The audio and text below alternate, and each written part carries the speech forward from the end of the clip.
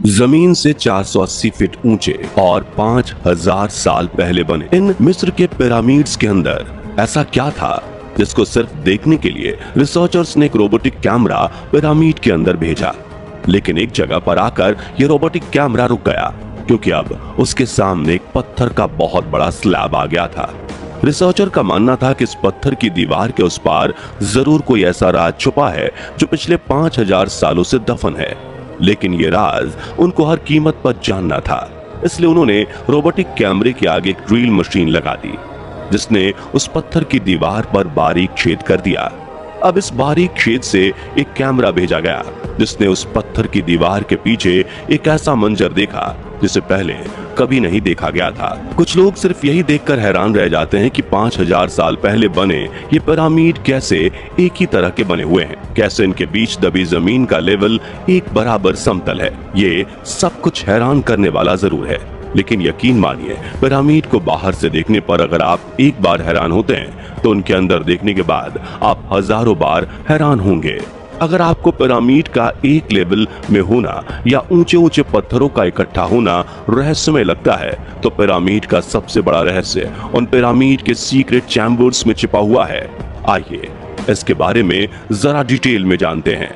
दोस्तों, जब भी कोई व्यक्ति पिरामिड देखता है तब उनके मन में सबसे पहला सवाल यही आता है कि इन्हें कैसे बनाया गया होगा, और उसके बाद वो सोचता है कि इन्हें आखिर क्यों बनाया गया, कैसे बनाया गया। इसका जवाब आपको पिछली वीडियो में हम दे चुके हैं, जिसका लिंक आपको वीडियो के एंड में एंड स्क्रीन पर मिल जाएगा। दुनिया भर के आर्कियोलॉजिस्ट मानते हैं कि हो ना हो इस क्यों का जवाब गीजा के पिरामिड में ही मिल जाएगा।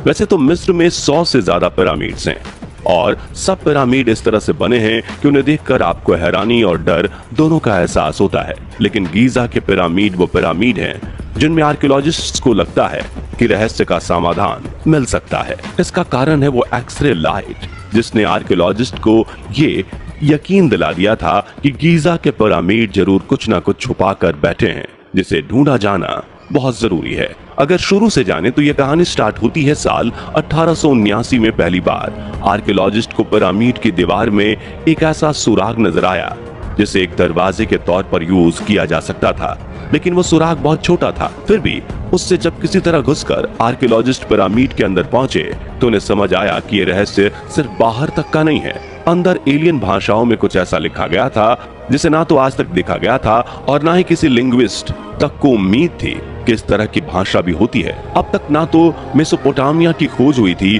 और ना ही सिंधु घाटी सभ्यता को ढूंढा गया था। उस दिन से शुरू हुई आर्कियोलॉजिस्ट की ये खोज आज तक चल रही है, लेकिन इसमें एक माइलस्टोन भी है जिसने इस खोज को एकदम से पलट दिया, और वो खोज है इन पिरामिड का एक्सरे करना।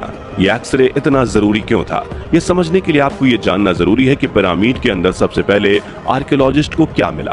दरअसल जब आर्कियोलॉजिस्ट पहली बार इस पिरामिड में गए तो उन्हें ये समझ में आया कि ये एक तरह की कब्रगाह है, और यहाँ दरवाजे में बड़ी ग्रेनाइट की ताबूत देखकर वो ये समझ गए कि इसे बनाने के पीछे कोई बहुत बड़ा मोटिव होगा। यहाँ से आगे जो कई तरह की खोजें हुई उसमें ये समझ आया कि पिरामिड और दो हिस्सों में बटे हुए हैं, और वो हिस्से हैं किंग्स चैम्बर और क्वींस चैम्बर। ये दोनों ही हिस्से पिरामिड को दो भागों में बांटते होंगे। इस तरह का कुछ अंदाजा पहले आर्कियोलॉजिस्ट्स को था, लेकिन फिर उन्होंने पिरामिड पर एक्सरे किरणों की बौछार मारकर देखा और उन्हें जो नजर आया उससे वो हिल गए। यहाँ सिर्फ क्वींस चैम्बर या किंग्स चैम्बर ही नहीं बल्कि एक खास तरह का चैम्बर भी मौजूद था जो कि इन दोनों के ऊपर और पिरामिड की नोक के ठीक नीचे था। इसे देखकर आर्कियोलॉजिस्ट हैरान रह गए और इसे नाम दिया सीक्रेट चैम्बर। अब समय था इस चैम्बर तक पहुंचने का, लेकिन कैसे? जो चैम्बर इतना सीक्रेट हो कि 100 सालों में पिरामिड के अंदर बाहर होते हुए भी आर्कियोलॉजिस्ट उसे देख नहीं पाए, उस चैम्बर तक कैसे पहुंचा जा सकता था? इसका रास्ता शुरुआत में किसी को समझ में नहीं आया, क्योंकि ये चैम्बर बाकी के दोनों चैम्बर से इस तरह से लगा हुआ है कि अगर इंसान को वहां तक पहुंचना है तो पिरामिड को तोड़े बिना वहां नहीं पहुंचा जा सकता। ऐसे में कई सालों तक सिर्फ आर्कियोलॉजिस्ट यहाँ आते, पिरामिड को रेज के जरिए स्कैन करते और मन महसूस कर चले जाते। गीजा के ये तीनों पिरामिड, चाहे बड़े वाले दोनों हों या फिर छोटा वाला एक, इन तीनों के अंदर ही वो सीक्रेट चैम्बर मौजूद है, और वो सीक्रेट चैम्बर आंखों के सामने होने के बावजूद खोला नहीं जा सकता था। समस्या ये थी कि कोई इंसान वहां पहुंच नहीं सकता था। लेकिन क्या हो अगर कोई रोबोटिक कैमरा वहां भेजा जाए? यही सोचकर एक रोबोटिक कैमरा बनाया गया और वो बनाने के बाद उसे पिरामिड के बीच बने सुराख में इस तरह से दौड़ाया गया कि वो किंग्स चैम्बर या क्वीन चैम्बर से होते हुए सीक्रेट चैम्बर तक चला जाए। आर्कियोलॉजिस्ट रॉब रिचर्डसन को पहले ये लगता था कि हो ना हो इन चैम्बर्स के जरिए ऊपर जाने का रास्ता जरूर होगा, लेकिन उस रोबोटिक कैमरे को निचले दोनों चैम्बर्स में घुमाने के बाद उन्हें समझ आया कि ये तीनों चैम्बर्स आपस में जुड़े हुए नहीं हैं, मगर सीक्रेट चैम्बर तो खोलना ही था, भले ही उसके अंदर इंसान ना जा पाए, क्योंकि एक छोटा सा कैमरा भी अंदर जाकर अपना काम कर सकता था। ऐसे में रॉबर्ट रिचर्डसन ने अपने आर्कियोलॉजिस्ट दोस्त डॉक्टर तेजे चियोंग से बात की और अगले 5 साल वो कुछ ऐसा बनाने में लग गए जो रोबोट भी हो, कैमरा भी हो और साथ में वो पिरामिड को ड्रिल भी कर सके।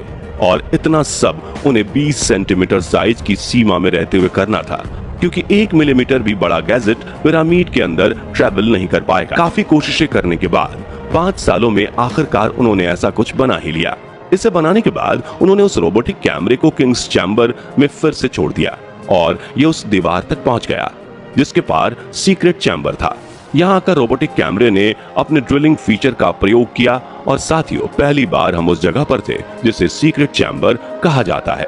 इसके अंदर घोर अंधेरा था, लेकिन जब रोबोटिक कैमरे की लाइट की मदद से देखने की कोशिश की गई तो ये नजर आया कि ये जगह भी एक कब्रगाह जैसा ही है, जिसमें बहुत बड़े बड़े शब्दों में जमीन के ऊपर कुछ लिखा गया है। दरअसल पुरानी सभ्यताओं में जब भी इंसान किसी दूसरे इंसान के पढ़ने के लिए कुछ लिखता था तो उसे वो दीवारों पर ही लिखता था, जैसे माया सभ्यता के निशान हो या सम्राट अशोक के पाली और संस्कृत लैंग्वेज के संकेत। लेकिन इसे आसमान की तरफ लिखा गया था, जमीन पर लिखा गया था। ये टेक्स्ट उस भाषा में नहीं था जो कि निचली दीवारों पर उकेरा गया था।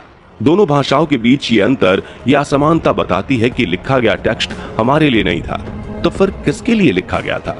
इसका एक जवाब ये भी था कि हो सकता है कि इस टेक्स्ट को यहाँ काम करने वाले मजदूरों के लिए लिखा गया हो। यहाँ तकरीबन 20 से 30 हजार मजदूरों ने काम किया था और उम्मीद थी कि यह उसी से जुड़ा हुआ कोई इंस्ट्रक्शन होगा।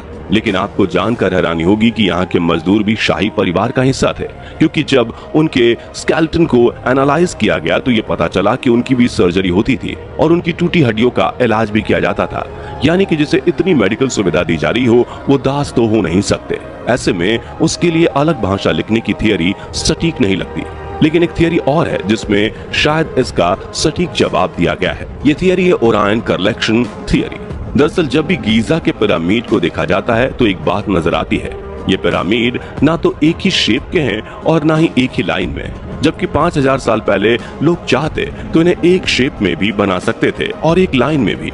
हालांकि इजिप्ट के आर्कियोलॉजिस्ट का ये मानना तो था कि हो ना हो इनके बीच कोई पैटर्न जरूर होगा, और ये पैटर्न नजर आया रॉबर्ट बाउवेल को, जिन्होंने देखा कि ये तीनों पिरामिड ओरायन स्टार के बीच में मौजूद स्टार्स की तरह हैं। बीच का स्टार बड़ा होना और बगल का थोड़ा सा छोटा और सबसे कोने वाला स्टार की लाइट डीम होना, इन तीनों ही चीजों को गीजा के पिरामिड में देखा जा सकता है। ओरायंस बेल्ट से इस संबंध को सीक्रेट चैम्बर में लिखी एक अनोखी भाषा ये चीजें बताती हैं कि पिरामिड भले ही जमीन पर हो, लेकिन इनका अंतरिक्ष से कोई ना कोई संबंध जरूर है।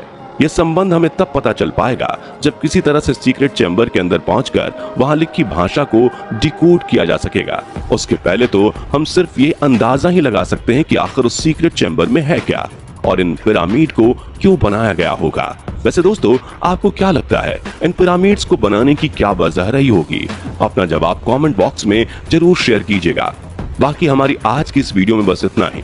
वीडियो अच्छी लगी हो तो इसे लाइक और शेयर जरूर करना, और अगर आप चैनल पर नए हैं तो चैनल को सब्सक्राइब भी जरूर करें। मिलते हैं जल्दी ही एक ऐसी और इंटरेस्टिंग वीडियो में, तब तक के लिए गुड बाय।